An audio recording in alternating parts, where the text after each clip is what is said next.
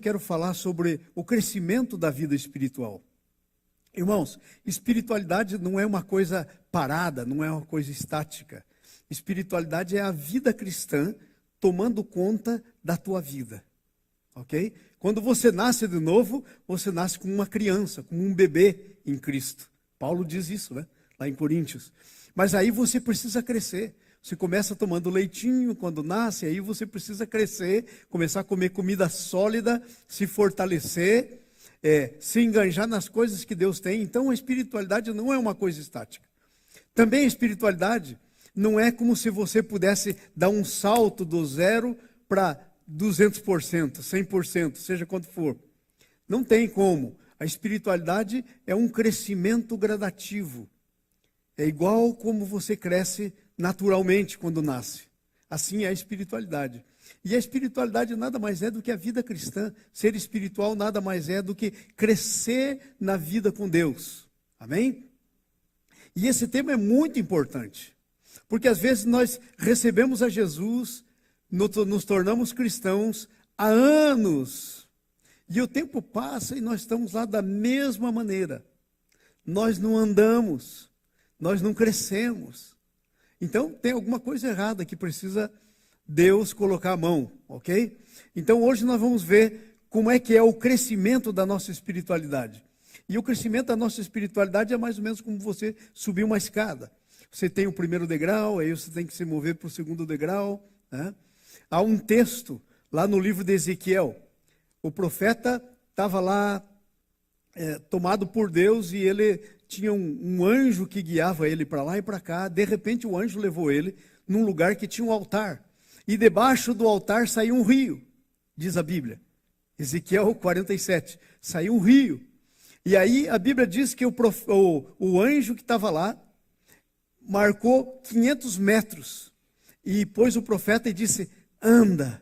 E ele andava então com a água pelos dedos, assim, mal cobria o pé. Aí quando ele andou os 500, o anjo veio e marcou mais 500. Quando ele deu o primeiro passo nos próximos 500, a água subiu pelo joelho. Isso é crescimento na palavra. Aquele rio é um símbolo da palavra de Deus.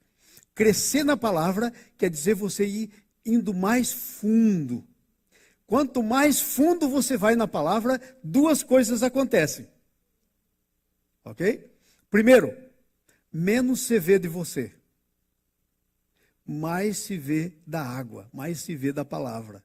Vamos dizer assim que quando está com a água aí pelos dedão do pé, você olha para mim, o que você vê? Você vê todo. Mas se a água sobe pelo joelho, você vê menos. E a Bíblia diz então que depois disso ele marcou mais 500 e o profeta andou e parece que tinha assim uma descida e a água ficou pelos seus lombos ou pela cintura, para cima da cintura. A hora quando você olha para alguém que está numa piscina, por exemplo, com a água por aqui, pelo peito, quanto que você vê da pessoa? Bem menos. Porque ela está submergida na palavra, na água. Você vê muito mais de Deus nela, da palavra nela. A água nesse texto é um símbolo da palavra de Deus. Mas aí ele mediu mais 1000. E quando o profeta foi dar o próximo passo, ele desapareceu. Agora a água está por aqui e o profeta tinha desaparecido. Ele já não podia andar mais. Ele tinha que ser levado. Sabe, esse é o plano de Deus para a nossa vida. Mas às vezes, nós estamos com a água pelos nossos dedos do pé, às vezes com a água pelo nosso tornozelo, às vezes pela água pelo joelho, às vezes pelo peito. Né? Mas o processo que Deus quer levar a gente é a gente desaparecer na água, que não mais eu. A Bíblia diz assim, já não sou mais eu que vivo, mas Cristo vive em mim. Agora, é impossível duas pessoas vivendo no mesmo corpo. É impossível. Um tem que dar lugar para o outro. Agora eu tenho uma notícia para você. Isso acontece no mundo espiritual. Por exemplo, quando uma pessoa que não tem a Jesus, e ela fica possessa por um demônio, ela fica endemoniada. Sabe o que acontece? O demônio é totalmente, claro, o oposto de Deus. Ele não tem respeito, ele veio para matar, roubar e destruir. Então ele possui a pessoa e ele toma conta da pessoa forçosamente. Nem que a pessoa não queira. Porque ele é manipulador, porque ele veio para roubar. E eu, por exemplo, que expulsei centenas já de demônios na minha vida durante o meu ministério, eu digo para vocês com segurança. Quando uma pessoa realmente está possessa e você expulsa um demônio, ela não sabe o que estava acontecendo antes. Porque ou ela estava ou o inimigo estava. Agora, com Deus, é para acontecer a mesma coisa do lado oposto. Deus, o Espírito Santo, a Bíblia diz que quando você recebe Jesus, você se torna templo do Espírito Santo. Ele diz, e viremos para ele, lá em João, e nele faremos morada. Vem o Pai, vem o Filho e vem o Espírito Santo morar no teu espírito. Só que tem uma diferença. Ele é muito respeitoso. Ele criou você com uma coisa chamada arbítrio, vontade, decisão. Então, para que ele cresça em você, para que a água suba em você, você tem que querer andar na água. Se você não anda na água, a água vai ficar daquele mesmo tanto. Então, o que é que nós estamos falando? Nós estamos falando que a vida cristã é um processo de caminhada, no qual Jesus vai crescendo em você e ele desaparecendo. João Batista, segundo Jesus, foi o maior homem dos nascidos de mulher. E sabe o que o João Batista disse sobre Jesus? Convém que ele cresça e eu diminua, e eu desapareça. Essa é a palavra de João Batista. Então, isso é espiritualidade, a espiritualidade genuína, verdadeira. É ele crescendo em você e você desaparecendo. Amém? Então, hoje nós vamos ver essa escadaria da santificação, ou essa escadaria da espiritualidade. Como é que isso funciona? A primeira coisa que eu quero ler com vocês está lá em 1 de Pedro, capítulo 2, lá no finzinho da sua Bíblia, 1 Pedro, capítulo 2, versículo do 1 em diante. Diz assim, presta atenção. Como é que diz aí? Do 1 até o 5. Diz assim, despojai-vos, portanto, de toda maldade, todo dolo, hipocrisia, invejas e de toda sorte de maledicências. Desejai ardentemente, como crianças recém-nascidas, o genuíno leite espiritual, para que por eles você seja dado crescimento para a salvação.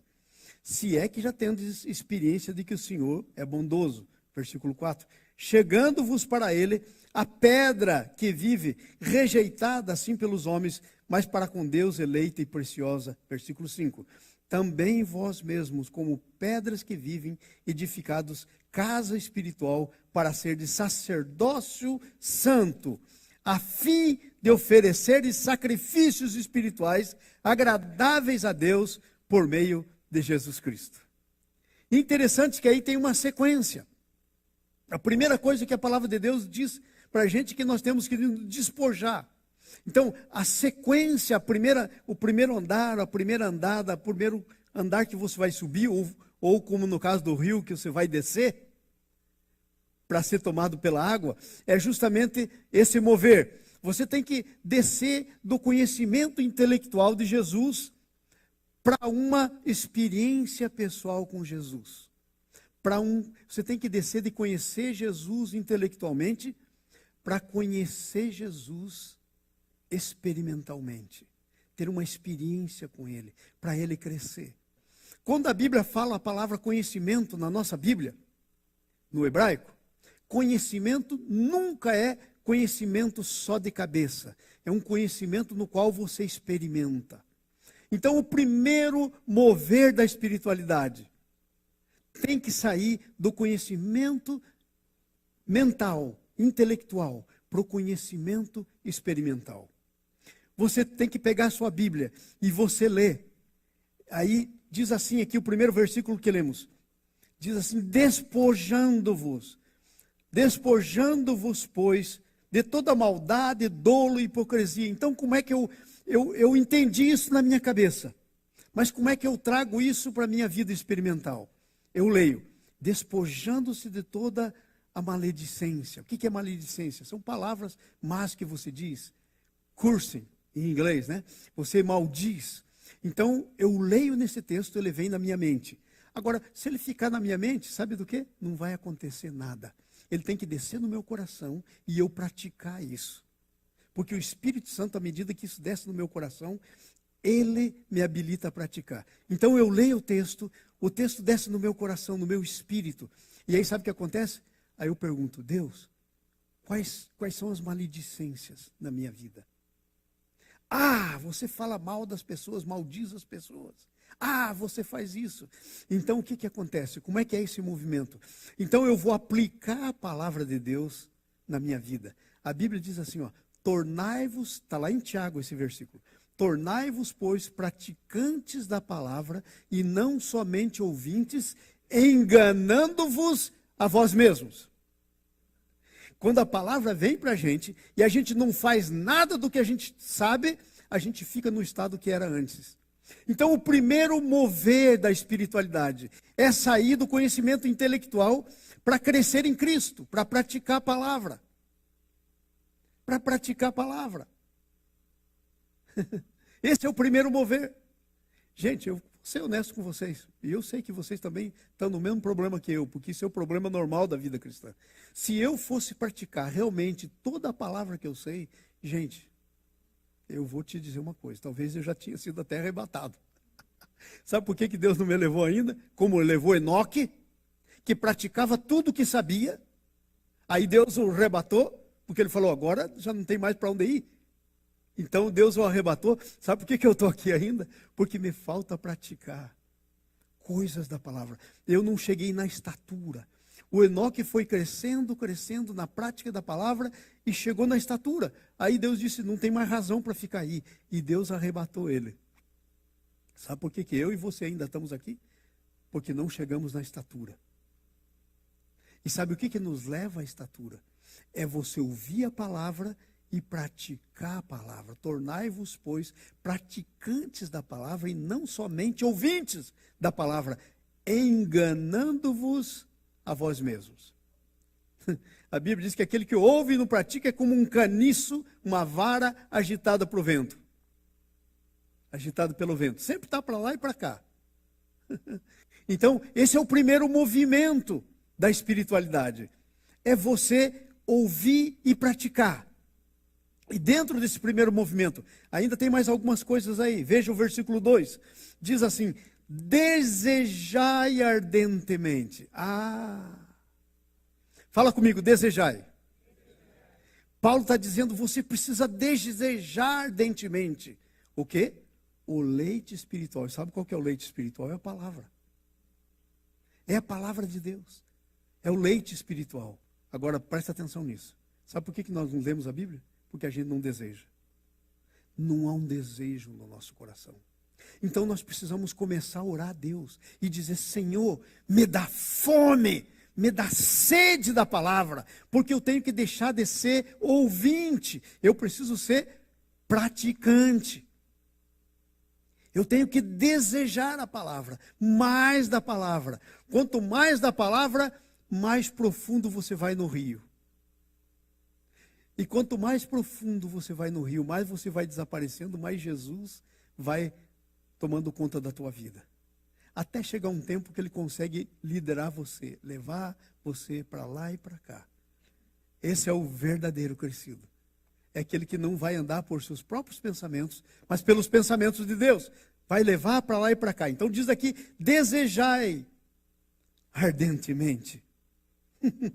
Se é que já tendo experiência de que o Senhor é bondoso, como é que você vai desejar comer se ainda não nasceu? A primeira coisa é nascer. Vocês já repararam o que acontece com o bebê? Ele nasce, a primeira coisa que tem que fazer com ele é dar comida. É dar leite para ele. E o melhor leite é o leite materno. E sabe qual é o melhor leite de Deus para você? É a palavra dele. É o leite materno de Deus. Ele tem tudo aquilo que vai fortalecer você. Ele tem todos os anticorpos contra o pecado. O leite da palavra de Deus é rico em anticorpos contra o pecado. A Bíblia diz assim, guardei a tua palavra no meu coração, para não pecar contra ti. É o anticorpo da palavra de Deus no teu coração, não aqui. Saber e não praticar é engano, segundo a palavra. É engano. É muito interessante, porque a Bíblia diz assim, veja, vai chegando. Versículo 4. Chegando-vos para ele. Então veja, despojai, desejai, chegai. Que sabe o que é isso? Requer uma ação. É um verbo num tempo que não permite você, o que eu vou fazer, o que eu não vou fazer. Requer uma ação. Determina uma ação. Despojai, desejai, chegai. Quanto mais perto do Senhor você estiver, sabe o que vai acontecer com você? Mais você vai refletir Ele. Como é que você está nesse processo de sair do conhecimento intelectual para crescer em Cristo? São 3 pontos aí. Primeiro, tem que despojar. Hebreus diz, despojando-nos de todo peso e pecado, corramos, Hebreus 12, versículo 1 e 2 e 3, por lá.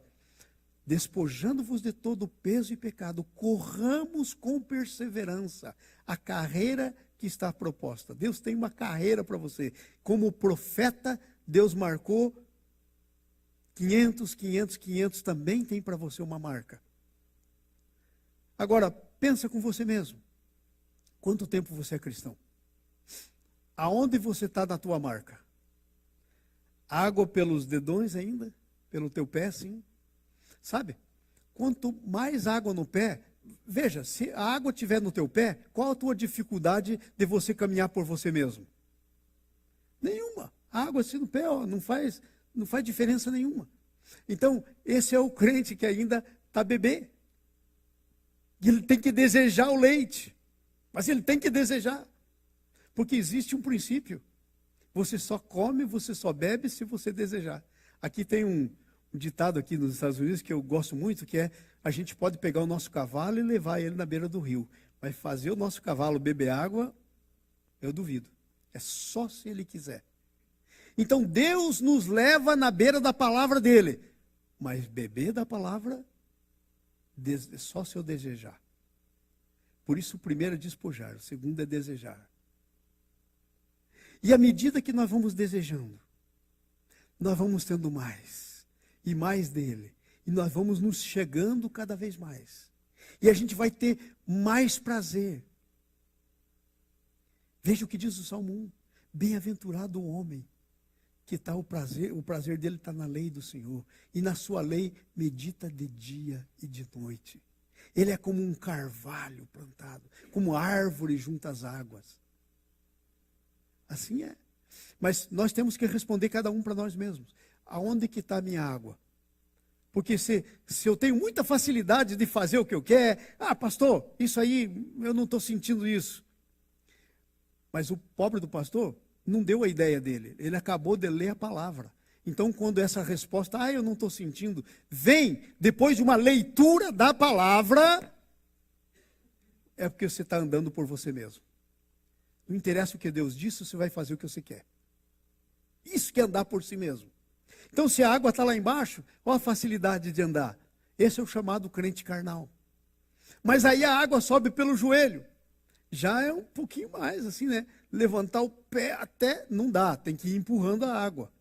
Mas você vem aqui pelo peito, já tentaram nadar numa piscina com a água pelo peito? Correr numa piscina com a água pelo peito? Entenderam? Então, aonde estamos? Nesse primeiro ponto. Então, esse é o primeiro movimento. Tem que mudar de saber mais de Cristo para crescer em Cristo. O quanto eu sei de Jesus não é o quanto que eu tenho de conhecimento intelectual, é o quanto eu pratico a palavra. É o quanto Jesus vive em mim. Segundo movimento, nós precisamos mudar de crescer em Cristo, depois que nós crescemos, para intimidade com Cristo. Então eu estou crescendo com Cristo, ok? Eu estou me chegando para Ele, chegai-vos. Eu me despojei, eu desejei, e eu cheguei. Então aí eu entro no processo da intimidade. E a Bíblia diz, tem um versículo que diz assim: a intimidade do Senhor é para os que o temem.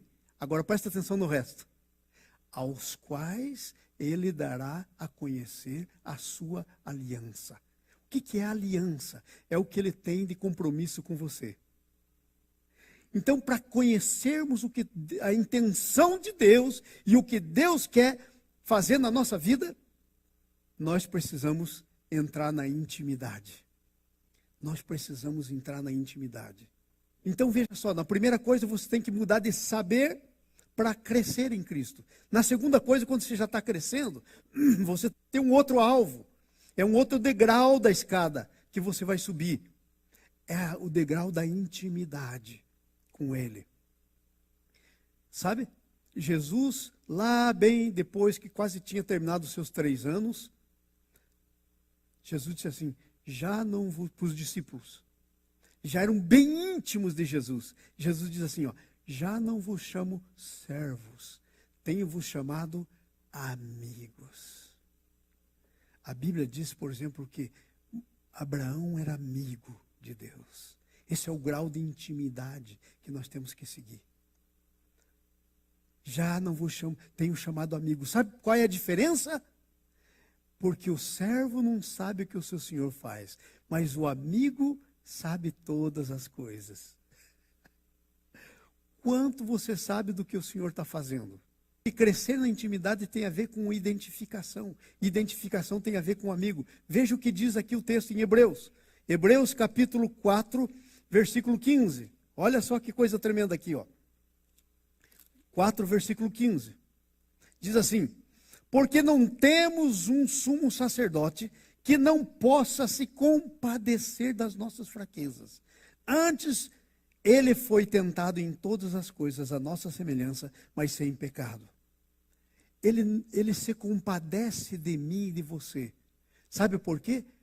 Por causa da intimidade que ele tem com a natureza humana. Ele se fez homem como eu e você, para entender você. E para se tornar o seu melhor amigo, para se tornar o seu sumo sacerdote, para que possa haver intimidade. A gente tem essa palavra lá no Brasil com relação ao futebol, né? Quando o camarada não é bom de bola, a gente diz, não tem intimidade com a pelota. Não tem intimidade. O camarada dá um chutão, sai lá pro lado errado, a gente diz, falta de intimidade. Por quê? Porque intimidade requer tempo. Você não pode ter intimidade sem gastar tempo. Não existe como. Então, nessa questão da intimidade, fazendo um cheque com a gente mesmo, aonde que nós estamos? É simples saber qual o tempo que eu gasto com Deus. Veja, são 24 horas no dia, 7 dias na semana.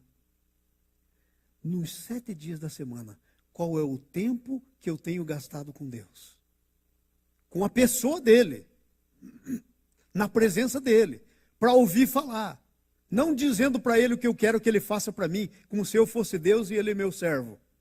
Porque às vezes é assim a vida cristã. Muitas vezes. Quanto tempo eu tenho gastado? Se eu perguntasse para você, como é que está a sua semana? Qual seria a sua resposta? Qual o tempo? Agora, gente, como é que vai criar intimidade sem relacionamento? Como é que vai criar intimidade? É impossível. A intimidade vem do relacionamento. Se nós não temos relacionamento, não tem como. Jesus fez a parte dele. Ele é o sumo sacerdote querendo se relacionar comigo. Mas eu preciso ter tempo para ele. Eu preciso ter decisão para relacionamento. Essa é a primeira coisa. Para crescer em intimidade, relacionamento é indispensável. Segunda coisa, intimidade tem a ver com glorificar e ser glorificado. Olha João capítulo 17. Veja que coisa tremenda que está escrito aí. Evangelho de João capítulo 17. Olha só o que está escrito aí. Que coisa impressionante. Às vezes a gente passa meio por cima, não presta atenção. Capítulo 17, do versículo 4 a 10. Veja só o que diz aí. Ó. Diz assim, ó. Jesus falando com o Pai. Jesus e o Pai era assim. Era tanta intimidade. Quando Jesus estava andando igual você, como um ser humano. Não estou falando de Jesus Deus. Estou falando de Jesus homem. Igualzinho você. Cheio de gente para tirar a atenção dele. Cheio de problema que tinha que resolver. Igualzinho a você. É desse tempo que nós estamos falando da vida de Jesus. Então olha só. Nesse tempo, Jesus podia dizer assim, João 5,19. Eu só faço o que vejo meu Pai fazer. Meu Jesus, para você só fazer o que você vê o Pai fazer, você tem que estar de olho nele sempre. Senão, como é que você vai ver o que ele está fazendo? Se eu te perguntasse, o que Deus está fazendo na tua vida? Aí você vai talvez dizer coisas assim que não dizem nada. Ah, Deus está me abençoando, veja, estou com saúde. Grandes coisas. Tem gente que vai morrer, vai para o inferno e está com saúde. Não, Deus está me abençoando, porque veja só, eu tenho uma casa. Tem um monte de gente que vai parar no inferno, não tem casa. Às vezes muito mais do que uma. Ah, Deus está me abençoando, porque eu tenho um trabalho. Isso não conta. Isso é coisa de incrédulo, é tudo a mesma coisa. Para o crente, para o incrédulo, dá tudo a mesma coisa. É a bênção geral de Deus. Eu quero saber da bênção que vem da intimidade. Eu faço o que eu vejo, ele está fazendo. Então diz assim o texto aí, o capítulo, versículo 4. Eu te glorifiquei na terra. Veja a intimidade. Ele disse, Pai, eu te glorifiquei. E o que é glorificar? Sabe o que é a palavra glória? Glória é uma palavra que vem lá do hebraico, vem para o grego, se chama doxa. É uma palavra. Doxa. Sabe o que significa doxa? Para resumir, porque é muito grande a definição, doxa significa tudo que Deus é e tudo que Deus faz. Isso é glória. Ele é o glorioso. A glória nele em tudo que ele é e a glória nele em tudo que ele faz. E aí Jesus está dizendo, eu te glorifiquei. Eu fui o que o Senhor queria que eu fosse e eu fiz o que o Senhor queria que eu fizesse. Você pode dizer isso? Em sã consciência, sabendo que Deus está olhando para você, você pode se levantar no banco e dizer assim, Pai, Jesus, eu estou te glorificando aqui na terra. Jesus disse isso. Então, tem a ver, intimidade tem a ver com glorificar, mas tem a ver com ser glorificado. Escuta isso. Veja o que diz aqui, versículo 5. E agora, Pai, glorifica-me contigo. Mas para você ser glorificado, você primeiro tem que ter você mesmo glorificado a Deus. Aí então, quando você glorifica a Deus, Deus te glorifica. Então, intimidade é um relacionamento de glorificação, no qual você glorifica a Deus e Deus glorifica você. A glória de Deus vem sobre você.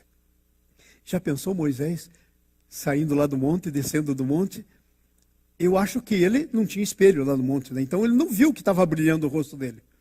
Mas quando ele desceu, ele começou a chegar perto das pessoas, eu fico pensando, seria mais ou menos assim, as pessoas se afastando dele, porque aquele rosto resplandecente, será que esse negócio pega? Será que é alguma coisa do mal? Será que é alguma doença? Será que é coisa boa? Então eu fico imaginando as pessoas, como é que elas se relacionavam com Moisés. Aí o Moisés disse, espera aí gente, está acontecendo alguma coisa? Eu imagino que fosse assim. Aí o pessoal disse, sim, você está com o rosto assim como se fosse uma luz. Aí o Moisés deve ter se olhado no espelho, deve ter acreditado, você não tinha espelho, e ele põe um pano sobre o seu rosto, para poder se relacionar. Por quê?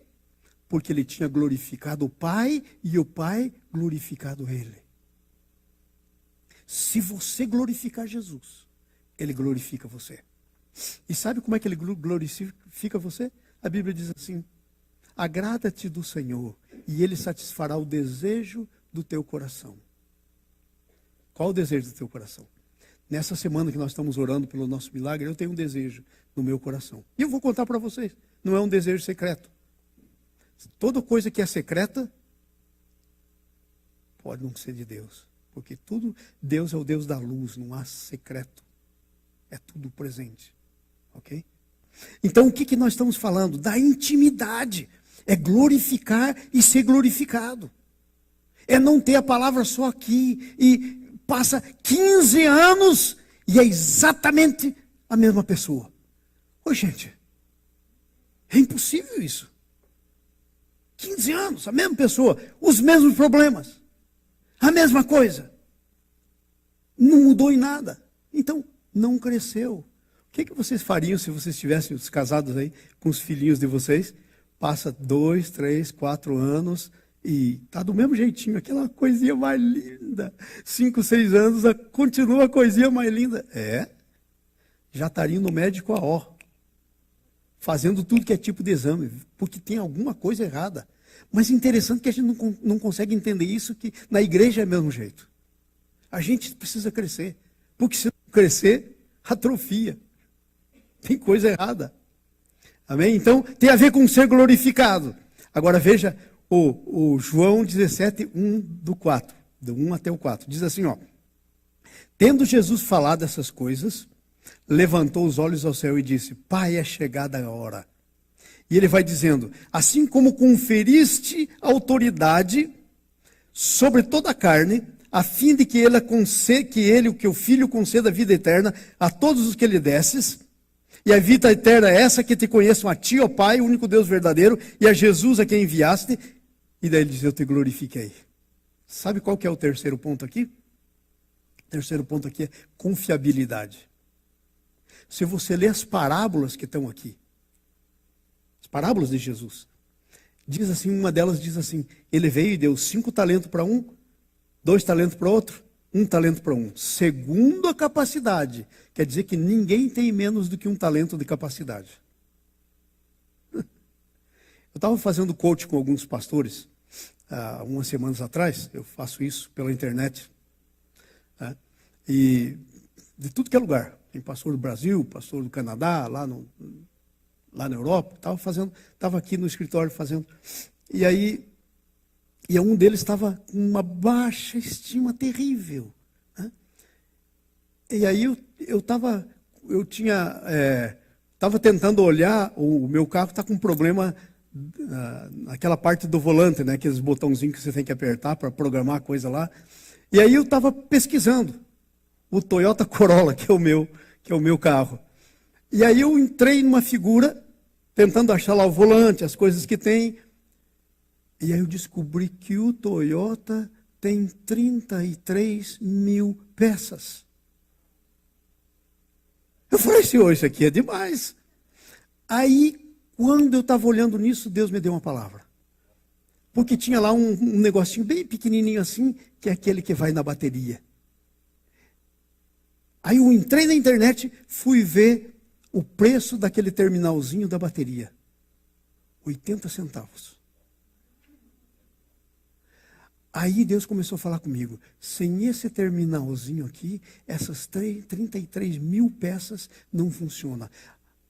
E aí eu disse, uau, eu entendi, porque Paulo fala disso. Ele fala que no nosso corpo os membros que parecem menos importantes são tão necessários como os que parecem importantes. E aí aquilo me veio na cabeça e eu falei, olha, pastor, pus a foto das peças do Toyota, dei um zoom no terminalzinho da bateria e falei, ó, eu já fiz uma pesquisa para ver quanto custa isso aqui. Custa 80 centavos aí, 80 e pouco. É um pouquinho mais de 80 centavos. Veja, sem isso aqui, o carro está parado. A peça menos importante. Então, ele deu 5, 2 e 1, segundo a capacidade. Segundo a necessidade que ele tinha de fazer as pessoas. Aí sabe o que aconteceu? Ele vem pedir contas. O que tinha 5 foi 100% confiável. Chegou para ele e disse, tinha 5, fiz 5, está aqui o que é teu. Ele disse, servo bom e fiel, entra no gozo do teu Senhor. Você foi fiel no pouco, sobre o muito te colocarei. Aí veio o que tinha 2. Ele disse, olha, Senhor, o Senhor me deu 2, aqui está teus 2 mais 2, 100%. 5 mais 5, 100%. Não interessa, sabe, é igual a moedinha da viúva pobre que pôs lá no gasofilácio. Não interessa o tanto, interessa a fidelidade. Então ele disse, está aqui. Aí o Senhor diz para ele a mesma coisa que disse para o D5. Eu nunca tinha prestado atenção. Porque a gente tem essa ideia boba de que tem mais, então é mais louvado. Não, disse a mesma coisa. Muito bem, servo bom e fiel. Entra no gozo do teu Senhor. Foste fiel no pouco, sobre o muito te colocarei. Vem o que tinha um. Ele disse, Senhor, eu te conheço. Eu sei que você vai colher onde não plantou. Você é um homem severo. Então, com medo eu escondi o meu talento. E aí o Senhor diz, então, você sabia tudo isso. Por que não deu pelo menos para os banqueiros? E aí quando eu viesse eu teria o meu e mais o acréscimo. Servo mau e negligente. Lançai-o nas trevas, onde haverá choro e ranger de dentes. O que quer dizer o inferno? Entenderam? Deixa eu fazer uma pergunta para você. Você é confiável para Deus? Deus pode confiar? Os bens dele na sua mão? Quero terminar dizendo algumas coisas para você aqui. Presta atenção, é muito sério isso. Mudar de intimidade, que já é bastante coisa, para Cristo ser o centro, exige algumas coisas. Exige que você possa responder algumas perguntas. Primeira pergunta, eu sou orientado para mim mesmo ou sou orientado para Deus e os outros? Como é que está a minha orientação? É o egoísmo? Ou o meu coração é orientado para os outros e para Deus? Sabe, sem isso, Jesus não vai ser Senhor. Porque quem tem que manusear os talentos sou eu e você. E sem que eu seja orientado para mim mesmo ou para os outros, essa é uma decisão que eu tenho que tomar, sem que eu seja orientado para os outros e para Deus, sabe o que acontece? Ele não vai ser o Senhor nunca. Porque aí eu vou ser o Senhor. E a Bíblia é clara, não podeis servir a dois senhores ao mesmo tempo. Não há como. Entenderam? Segunda coisa que eu quero meditar com vocês aqui, dizer para vocês. Para você ter Cristo no centro, para você progredir para esse nível, você tem que estar disposto a sacrificar. Gente, você está disposto a sacrificar? Está disposto a sacrificar? Irmãos, nós vamos fazer o seguinte, nós vamos fazer aqui um programa com a criançada. Você está disposto a tirar um tempo e trazer seu filho? Às vezes nem isso. Eu noto que aqui na igreja nem isso às vezes. Não está disposto a sacrificar. Se exigir um pouquinho, se tiver um preço, nem que seja assim, não está disposto a sacrificar. Ah, pastor, mas é que você não sabe como é que é a vida. Eu tenho que levantar tão cedo e eu moro lá longe, eu tenho que vir para a igreja e por isso que eu não venho para a reunião de oração. Vida sem sacrifício.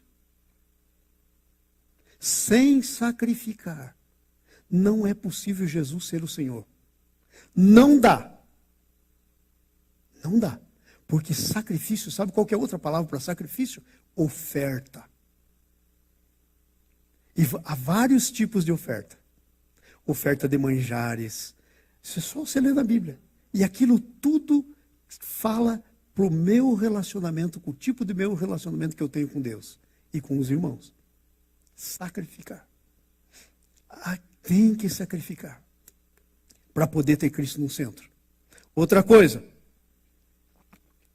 Eu estou disposto a servir? Eu estou disposto ou orientado para mim mesmo, para os outros e para Deus? Jesus não vai ser o centro se eu estiver orientado para mim mesmo. Isso é egocentrismo. Eu estou disposto a sacrificar? Ou só vem a mim o vosso reino, só vem a mim e o vosso reino nada, como a gente diz, né? Vem a mim, mas o vosso reino nada. Veja, estou disposto a servir? Quão disposto você está a servir?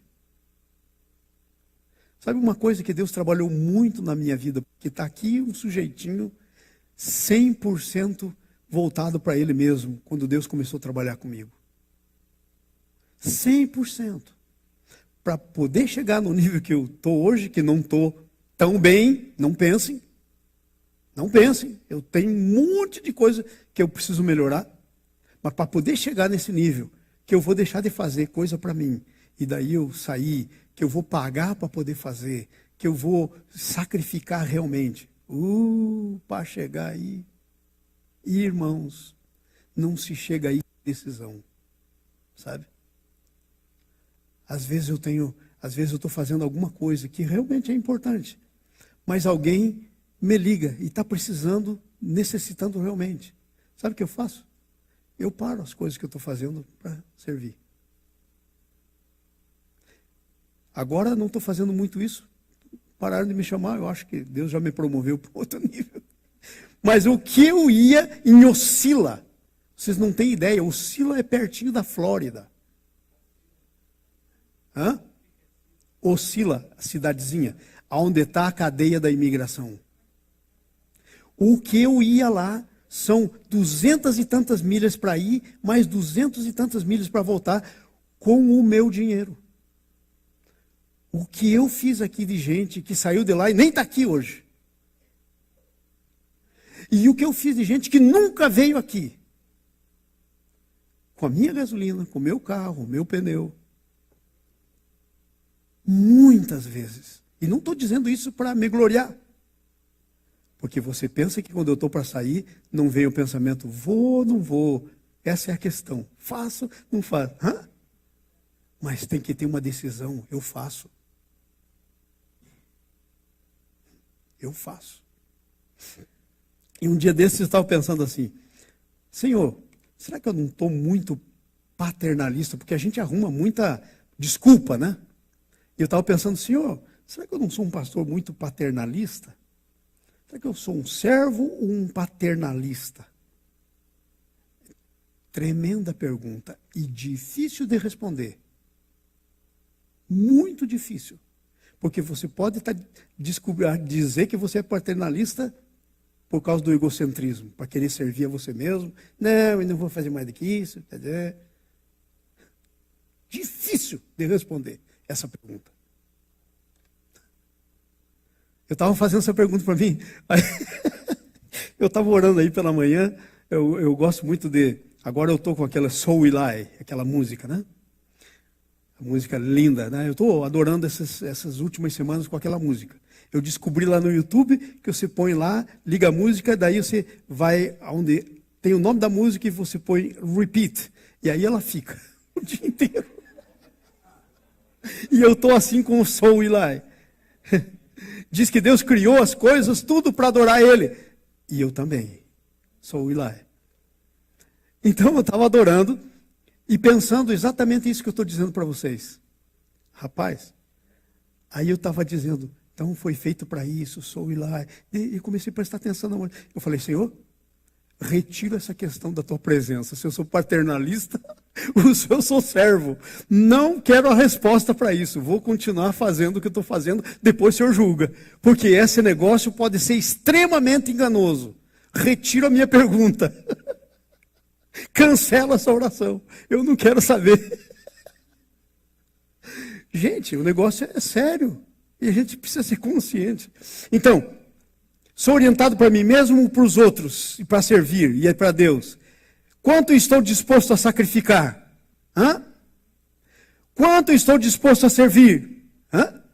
Quanto eu estou disposto a me submeter? Aí a coisa pega.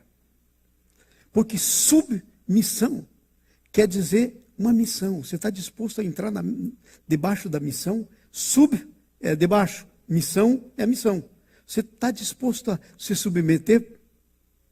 Submissão, cada vez que você é submisso, você vai ajudar alguém. Você vai entrar debaixo da missão de alguém para cumprir aquela missão que ele tem. Essa é a razão, uma das que eu e você fomos criados.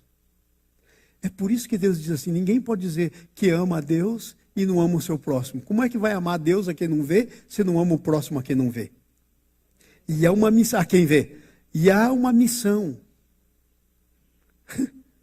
E a missão é essa. Nós somos membros do mesmo corpo. Se um membro sofre, os outros sofrem.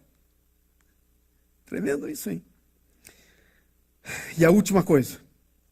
quão disposto eu estou para sofrer. Quão disposto eu estou para sofrer. Agora, Deus é sábio. Ele diz que Ele só deixa você passar pelo ponto que você pode. Mas se você tivesse que passar assim um pouquinho pelo que o Jó passou, por exemplo, o que você dizia? Não, Senhor, isso é do diabo, se afasta, Satanás.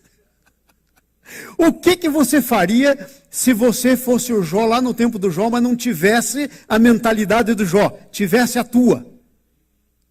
Pega você agora, muda o seu nome, você é Jó, você vai lá na maquininha do tempo, tira o Jó de lá, põe você, e vai acontecer com você tudo o que aconteceu com o Jó, com a mentalidade que você tem hoje. Como é que ficaria você? Sai, Satanás! Não era Satanás somente, Deus tinha dito, vai lá e põe a mão, você vai ver como ele me honra. Aí vem a mulher dele, diz, você parece que é besta, homem.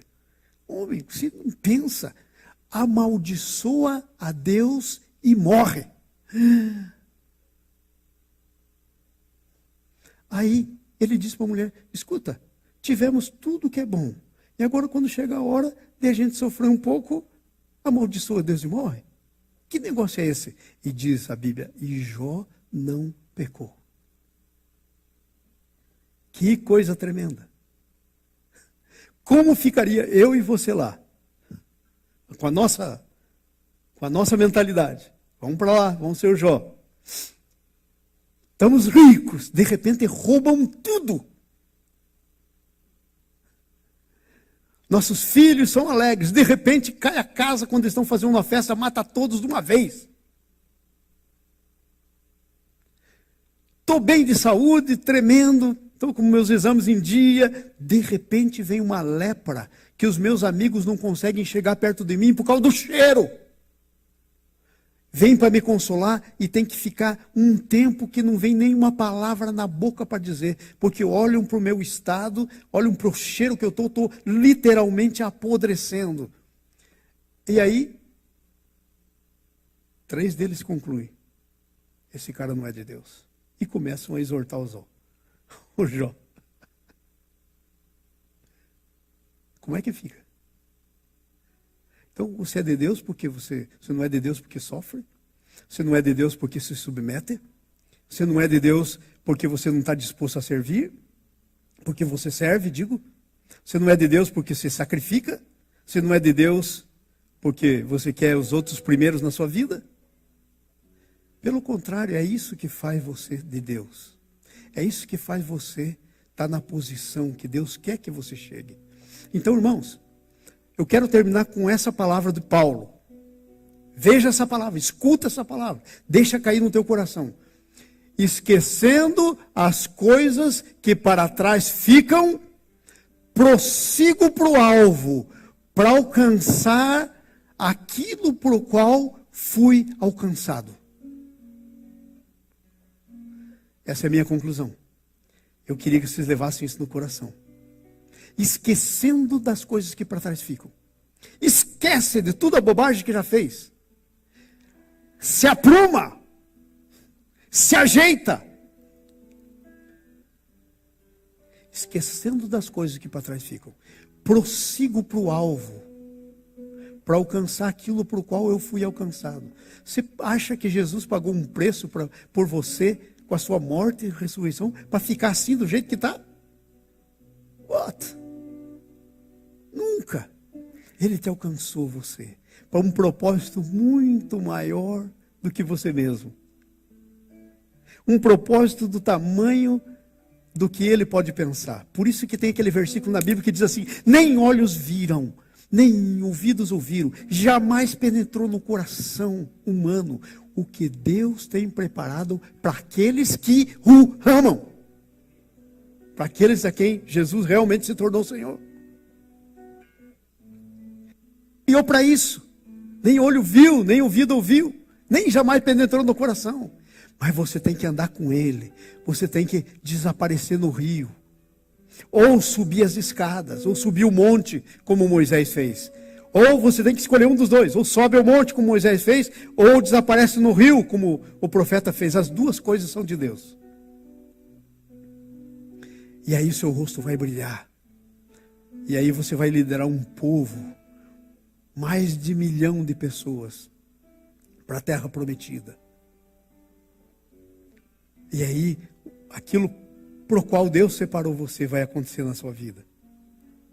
E é muito mais do que você pensa que é. Sabe, Moisés estava lá feliz, com o sogro dele, o Jetro, pastoreando as ovelhinhas. Por lá, saía com elas lá para os montes. Deus tinha uma coisa tão superior para ele. Talvez você está por aí fazendo essa coisinha tua. Deus tem um negócio tão superior para você. Vamos terminar? Vamos terminar orando. Queria orar com vocês. Porque hoje nós falamos sobre o crescimento da espiritualidade. Sabe? O crescimento da espiritualidade passa por coisas simples. Coisas simples. Vamos dizer, hoje eu estou sem grana, então eu não vou almoçar aqui na igreja, porque eu estou sem grana para pagar o meu almoço. Então eu vou lá na casa, porque vai sair menos, vou comer alguma coisinha que tenha lá. Ok. Mas acontece o seguinte, que eu não vou comer aqui, sabe por quê? Porque aqui é quase sempre a mesma coisa, feijoada. Eu vou comer no Olive Garden. É isso que eu estou falando. Espiritualidade, a nossa espiritualidade começa pelas coisas simples. Teve gente que pagou um preço e pôs dinheiro, comprou as coisas, e a gente não tem honra, às vezes. Se não tem dinheiro é uma outra coisa, mas se tem dinheiro vai comer no restaurante e não come, o que está fazendo? Coisas simples como essa, estou dizendo a coisa mais simples. Estou usando como exemplo que nós vamos ter nosso almoço. Mas é por aí que passa a nossa espiritualidade. É por aí que a gente desce no rio. É por aí que a gente sobe no monte. São coisas assim, simples. Sabe? Isso significaria você preferir os outros, sacrificar, servir, se submeter. Está disposto a comer uma coisa que talvez você dá outra coisa diferente. Mas hoje eu vou comer isso porque isso é o nosso dinheiro para missões. Isso aqui é fruto do trabalho dos irmãos. Vieram ontem, eu estava aqui ontem. O pessoal estava aqui trabalhando.